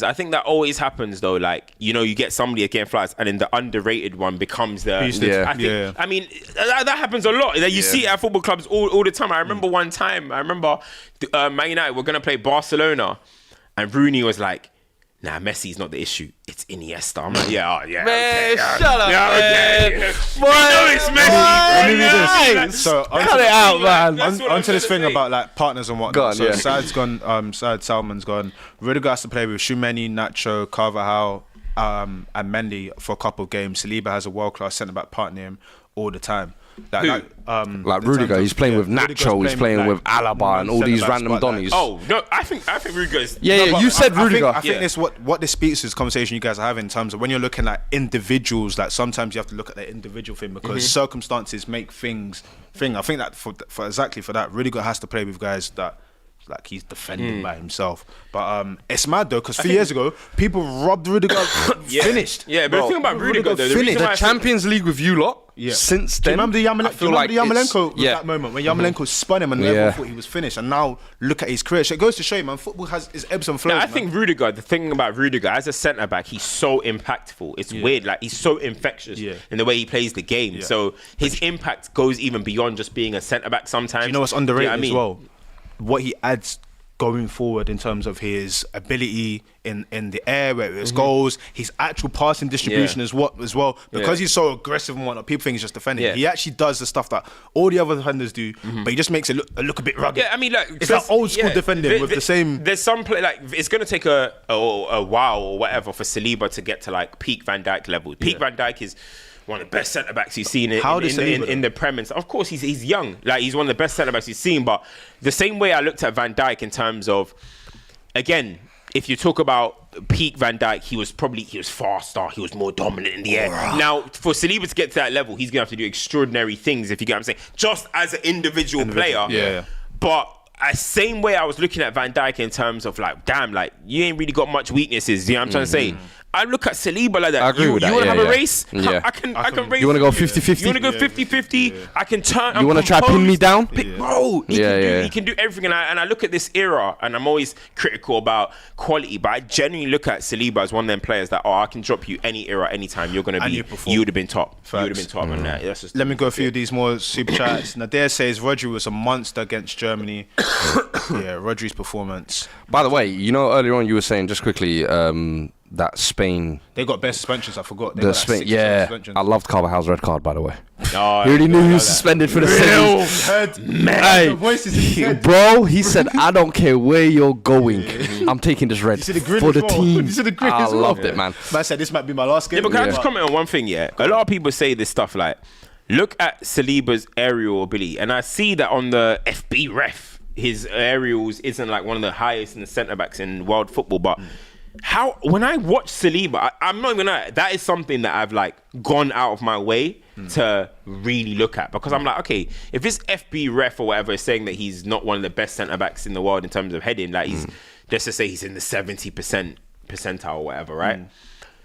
I've watched it and I'm like, but I don't even see him getting like battered aerially. Like, I don't really see it. So I'm like, this is the problem. This is the problem with stats. Is this stat like? Is it because he's not going? I don't get it because I don't watch him getting dominated aerially. This is the problem with stats. So ultimately, if someone's not competing on a lot of duels, there won't be a lot of stuff to actually showcase and whatnot. More time, people are trying, when they're trying to catch out sleep, they're dueling Gabriel. Yeah. Deliberately. It's like, you go and do that. When it's 1v1 on the ground and whatnot, I'll do it. So at the end of the day, you're not going to... It's Vidic and Rio. Yeah, Vidic really used to be the one. Yeah. Vidic is attacking everything. Yeah. Rio would just be like, hey. Do you know what I mean? Even Rio was 6 foot. And is that not what Gabriel is there for? To be the front foot aggressor? Yeah, another example. Like Diaz, innit? Diaz does that. You won't see much of Rio slide tackle completion because he doesn't do it. That's not the way he needs to defend. I feel like people have different things in their arsenal. And one of Saliba's great things is, I think it was against Haaland. You know when the balls used to come through and he was there? That's his thing. Like, first contact defending. I'll let Gabriel do all of the jumping and whatnot. Man, I don't need to do that. You know, so... Yeah, man. But again, stats, innit? Yeah. But I feel like we're not addressing the elephant in the room in this game, though. Like, let's be honest. It's Portugal versus France. We're not addressing the elephant in the room. Saliba, fantastic performance. Well done. Through to the next round. We spoke about France, but... You nearly broke my heart. We got to go speak about Portugal. Before this tournament, I remember, I think you or Liaz, I can't remember, someone had them as like, I've got them winning based on kind of the talent. And I remember, that was not me. No. I think it might have been Liaz. But I remember thinking there's going to be two reasons why they're not going to. And it's either going to be Roberto Martinez fumbling around tactically, not being able to find the best team, or the Cristiano Ronaldo situation holding them back, essentially. And that game, bro, it almost went from like Portugal versus France to the Cristiano Ronaldo show. I felt like, especially Ronaldo. and I love Ronaldo, bro. This isn't like an agenda or we're gonna cook him or whatever. But no, that was not a great game, bro, and it's not been a great tournament for him, bro. It's almost felt like he's single-handedly holding them back. Am I wrong here? The issue with greatness is... I see you smirking there, trying to stay silent. Am I wrong here, Cam? Keep going. I'm just saying. He has to retire, bro. You have to save the man before the man has to retire. He has to retire, I'm sorry, after this tournament. Because you've taken him to the promised land of the Euros 2016. You've taken him to the Nations League. Please do not torture us with another World Cup of this. Ronaldo, I love you, but the football is starting to leave you, brother. This tournament was not a good look for you or for this Portugal team, because even the Portugal players, I'm looking at them and I'm like, every single free kick is none of you going to address Ronaldo and say, big man, we've seen you take 57, not one of them on target. Can we at least get a cross into the box from Cancelo? Maybe Bernardo, maybe Bruno. The squad is filled with arguably world-class talent, bro. But you've got this authoritarian dictator up front basically saying, I've got the armband. You must all live and die by the sword. And Martinez, I'm sorry, the fact that you stuck with him every single game, the fact that even in the third group game, you didn't use that as an opportunity to say, let me see if I can try something a little different. Hold it. This is all on you, both Roberto Martinez and Cristiano Ronaldo. I'm not looking at any of the other Portuguese players. Bruno, I thought he had a good tournament. Vitinha, decent tournament. I thought, what? You thought Bruno had a good tournament? Okay. No. What? Nah. Cancelo, I thought was decent. Yes, I thought Diaz, very I thought good was tournament. decent. Yes, I thought yes. Diogo Costa. I'm saying like the Vitinha. Portugal general squad as a whole, I thought they were decent. But there was one I saw holding the whole thing back. And that was Ronaldo, I'm sorry. And time after time, he had opportunities. He had chances. Did not take any of them. The blood is on your hands, brother. Live long enough to see yourself become the villain. You are now officially the villain. Facts. The thing is though, right? To counter that a little bit, I do think that Martinez should have made some changes sometimes with Ronaldo, right? Like 0 goals. We've got to remember, it's not even like it's a Harry Kane situation where you're frustrated, but he popped up with a goal. No. 0 Ronaldo's goals. actually scored 0 goals. Do you know what I mean? Which is insane. So when Cristiano, when you're scoring 0 goals, it's probably a time to now say, you know what I mean, move on. I agree. I don't think he should be. He's saying he's got 2026 in him. That is going to be. I really don't want to see it. Unless he's willing to just really literally be the last resort call, and that means even if you're like the third striker on the bench type thing. But when I look at it, I do think sometimes, again, a lot of players are getting away with kind of like, it's like their excuse was already made before this tournament started, that if we don't go well, we all know it's going to be on Cristiano Ronaldo. The lights are going to be on Ronaldo. One thing I would say is the way I see Portugal create, they crossing the ball a lot. So I know they're trying to aim for Ronaldo to score a header or whatever they're trying to do. But you're mentioning some names. I'm looking at Bruno. I don't think he did anything this tournament. I actually was going into this tournament saying, you know what? I thought the first 2 games he played pretty well. He's one of my most disappointing. Like if I have to have a 5 years of disappointment, he's in my disappointment. I genuinely thought, and I think a lot of people thought walking into this tournament, this was going to be a Bruno tournament. Did you not think in the groups he was decent? No, I didn't. I don't. I think the first 2 games were decent. I think the first game he was dropping deep. He did okay. The second game he got the goal. But I don't think his performance was that great. I don't think Bruno was good this tournament. I genuinely thought Bruno would be going for player of the tournament, and especially going into that pre-tournament actually. Yeah. So your expectations were I think it was high there. I'm looking at Bernardo Silva, nothing again. We're looking at Leao, a good final game in the last game, but overall this tournament, I've said it again, like, you're that guy that's meant to be the next £100 million player. He's the one that everybody talks about. Yeah. He's the one that people say, yo, bring him into my club, get rid of my left wing. I don't see why. You know what I mean? And I've seen him numerous times now to see that. I mean, if you call Ousmane Dembele frustrating, then Leao's in the same boat for me. So there's other players as well that I don't think stepped up to the mantle as well. I think they've got their excuse 100% with Cristiano. That's just how I see it. The defenders, Diaz, you know I'm always on to Diaz. Pepe. Very good tournament. Pepe, very good. Cancelo, I think, very good. Nuno Mendes solid as well, yeah. Good. I think offensively he was a bit booky up front when he started getting in the certain nosebleed positions. Yeah. He's got a good cross on him though. Yeah. Deep it, yeah. The one thing we said about Portugal is they could play 3 squads and they could probably get to the semis. They could 3 squads.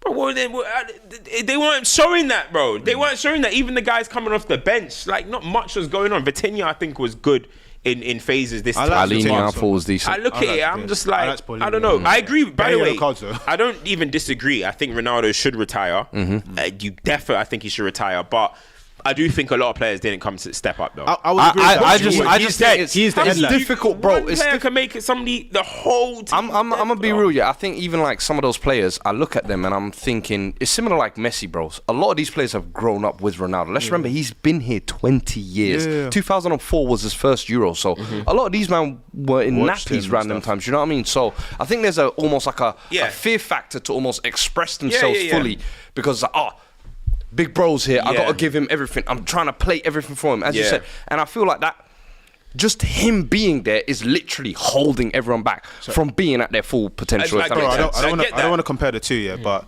you know when people speak about the Messi campaign and whatnot, and it was like them protecting the breadwinner, Messi was still operating at a level.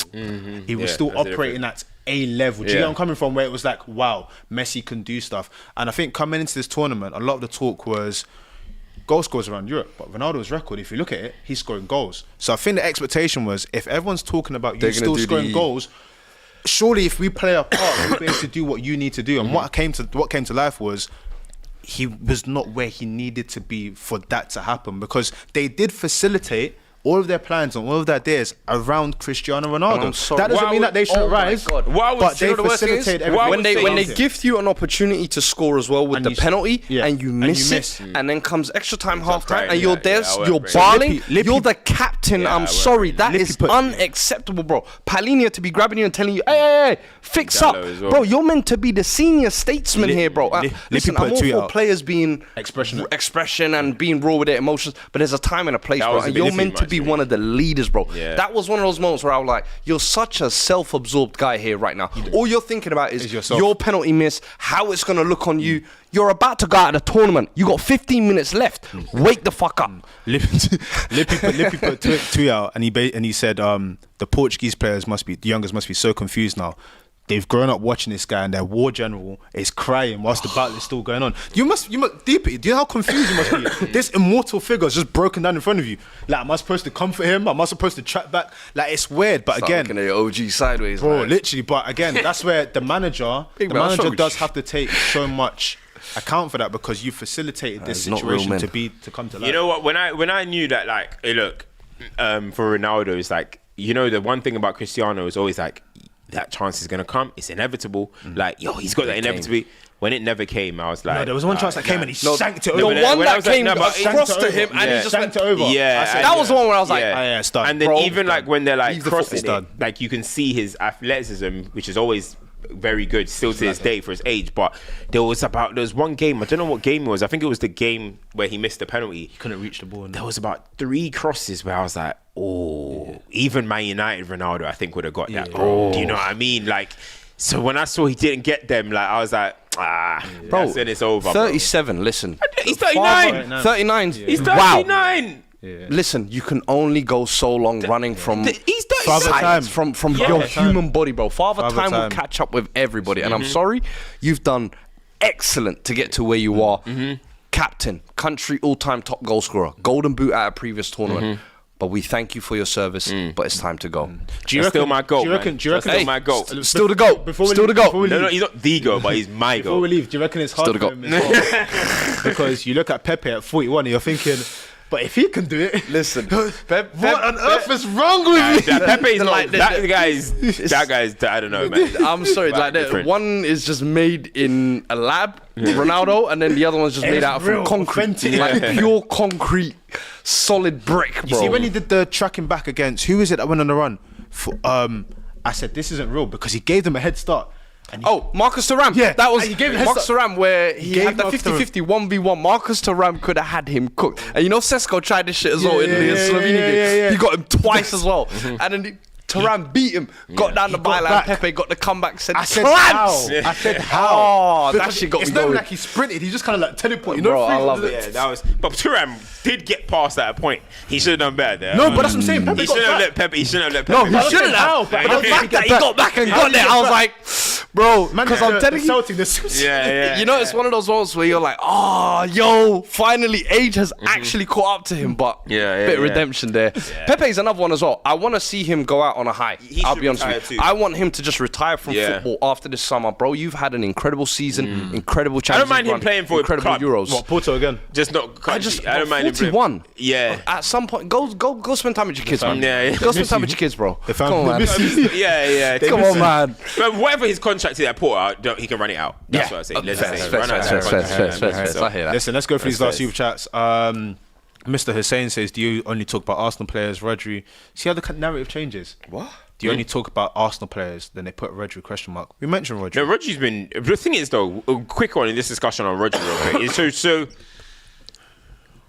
like, some people are saying that Rodri should win the Ballon d'Or. What do you guys stand on that? I think Ballon d'Or... By the way, I can't lie to you.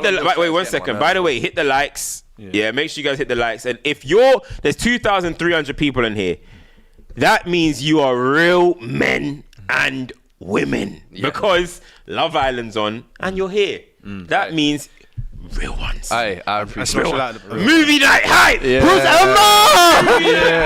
We're here for football. You know what I mean? But not even Ballon d'Or. Forget the Ballon d'Or thing. Yeah. But what do you think about the whole conversation that he's the best? Is he the best player in the world? Do you know why it's hard? I've always feel like it's hard for players in those positions because... Do you know what?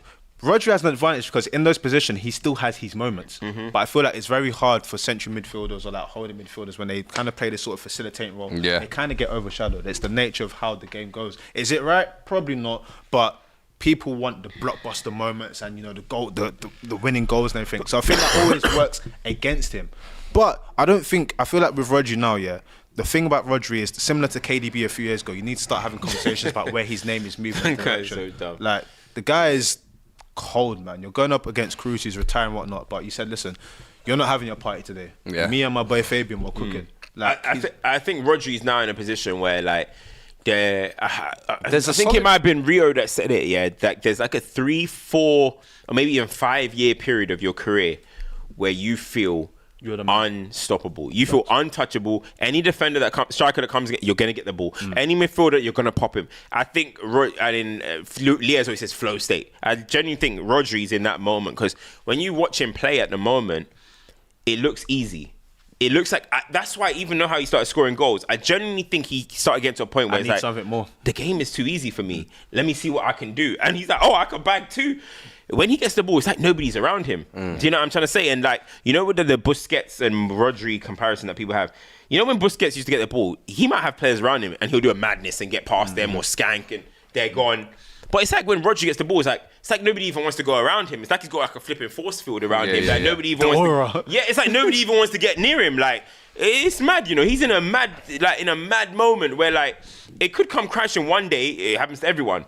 But he's in a stretch right now where, bro, the game looks... I think what you said there, he's in that stretch where you can kind of make a case for him to have a Ballon d'Or run for best player in the world arguments because of all his fingerprints on all the moments that he's had over the past 2 years as well. So, listen, I think one of those best player in the world conversations are always so subjective and they change every week because, like, a few weeks ago, people would have said Mbappe. Or Vinny. A few weeks before that, people would have said Vinny. A few weeks before that, people would have said, I don't know, Bellingham. Haaland or Bellingham, So it's like, it's all subjective and kind of who's in form at the moment. I agree. So for me, I don't know. I think when all is said and done at the end of the year, it'll be kind of a lot more clearer. But Rodri, hands down, he's definitely one of the best players in the world. You can and the best in his position. I don't think you can fault him. And again, like, he's working himself into conversations where you're going to start comparing him to some of the all-timers and being like, well, how close is it? How far is it? Because the guy is just cold. There's nothing he can't do.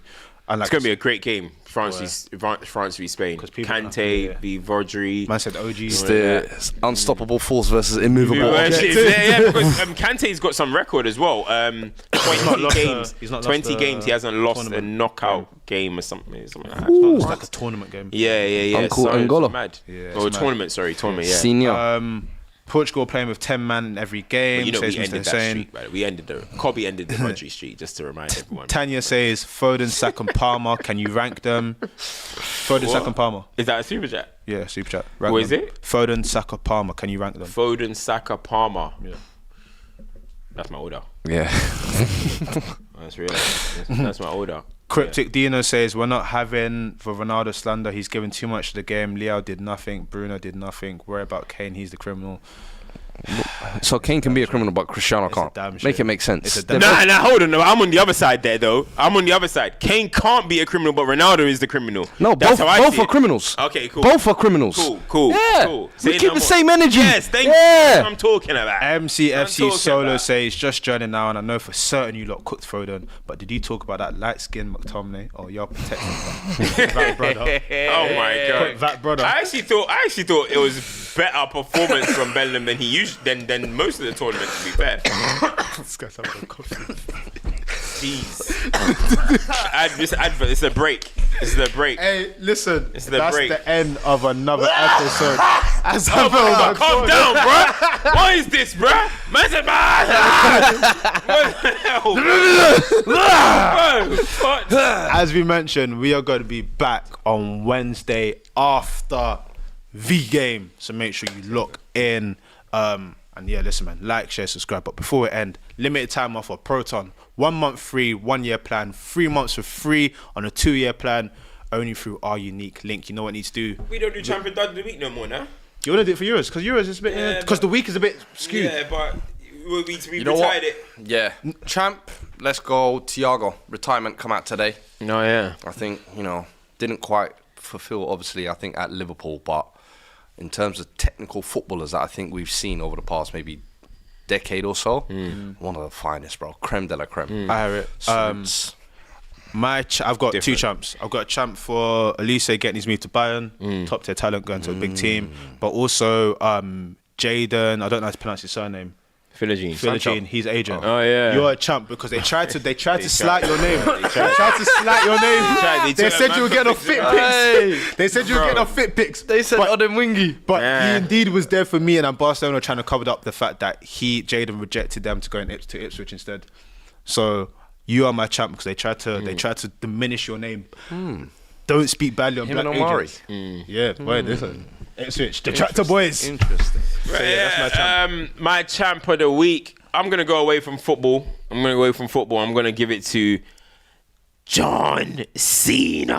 Oh yeah. Speaking of retirement, Come on, what? Come on, man. That's since 02, fam. Denim shorts all summer. Jorts. Shorts all summer. Bro, people are wearing jorts already. Yeah, you know what I mean? So now it's in honor of John Cena, bro. You gotta give it. He announced his retirement. Yeah. And But in 2025, we're talking about Thiago. Yeah. John Cena. He's got 1 more year apparently, but he announced that he's gonna retire. That's one of the. How many wrestlers are like bigger goats than him? It depends. If Handful. my favorites, Handful. Yeah. or actual. In terms of your favourites. Handful. No, he's not in my top 5. Yeah, same. John Cena's not in my top 5. But if you're talking about actual, like, let's talk factually goats, he'll probably be he's top 5. He'll be with The Rock, Stone Cold, Undertaker, Hulk Hogan, Undertaker, John Cena. No, yeah. I think that's the Triple 5. H? Certain news got. No, I don't think Triple H is in on that level of goat. Certain bit of nepotism. Bit of nepotism. Certain Nugent are putting Roman Reigns for what he did to Revolution as I bring him into the thing. I know Roman Reigns is a boss though. He's a boss. I don't know about goat talk. I'm not in the new category, but Arda Guler did this. I've been seeing all of this bloodline chat and all of this. I'm like, yo, what's going on, man? Yeah, to be fair, there's a few. Rikishi's son and all sorts running around. I'm like, yo, man, we've gone too far. We strayed too far. I'm doing duds. All the Rikishi's. You're dumb. Bro, I see Rikishi's son, The Rock's son, every Samoan brother, his son is now in the WWE. Like, what's going on? What's Dusty Rhodes' son? Yeah, Cody. Bro, I can't lie to you, football's becoming like this as well. It's getting spooky. I'm seeing too many. Yeah. I've seen your dad play, and now I've seen you play. It's when the commentators say, I played with your dad. You got Bronny James now in the NBA now too, you know what I'm saying? So it's getting all crazy. Spooky. We forgot Cloud Tilsley. He's lost. Cloud Tilsley. What did you call him? He called him Cloud Tilsley. Cloud. Yeah. Wow. I need water. Clive. Tilsley. Big up Clive, man. Lost Clive. ITV. What's your favourite Clive Tilsley commentary moment? Do you guys have his knowledge of that? Of him now? He did the Zidane goal catalog Champions like League final. He did the Zidane Champions League final. Did he? He did that volley. I don't remember it. Oh, the 2002. He did the volley. Oh, yeah. 2002. What, the volley? The volley, yeah. But I don't remember his exact commentary. Yeah, that's what I'm saying. I remember the the on the TV. But I remember there was one. I think it was Man United versus AC Milan. and then we beat them at home. Now we beat them at home. Yeah, and Rooney scored. It's like, Rooney! It was so good. Was that the Newcastle one? No. It was against Milan. Against Milan, there was a Rooney that he did that was good. There was a goal.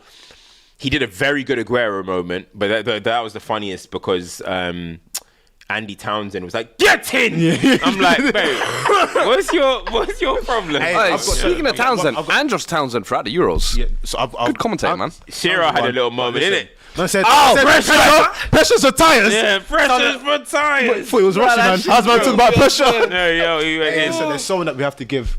The header. Gerrard, sorry, the Gerrard. He said, hello. When Gerrard's got the header in the Champions League final. That was a good one. Hello. One person that if we're talking about commentators, Ali McCoist loves football. Oh, he's so good. He is so good. You know when you're just in the moment. It's like you're watching it with your mate. Man's just. He's so good. He's so good. He's top tier. If you know, FIFA 03. So we're showing our age out here. FIFA 03, bro. When Van Nistelrooy, he scored 30 goals in his first season. Ali McCoist is heritage, man. Van Nistelrooy scored 30 goals in his first season at Old Trafford. It's like, you don't save those. You don't save those. Hey, that was actually part of it. That was cool. Man, listen, that's another episode that we said, Proton VPN. Make sure you use the discount. Big up Proton, man. Listen, man, we'll be back on Wednesday. Wednesday after the games, you know where to find us on DR Sports. Aye. And lock in with the personals as well. We're doing things as well. Doing watch along on my channel, so make sure. Like, share, subscribe. Until then, peace.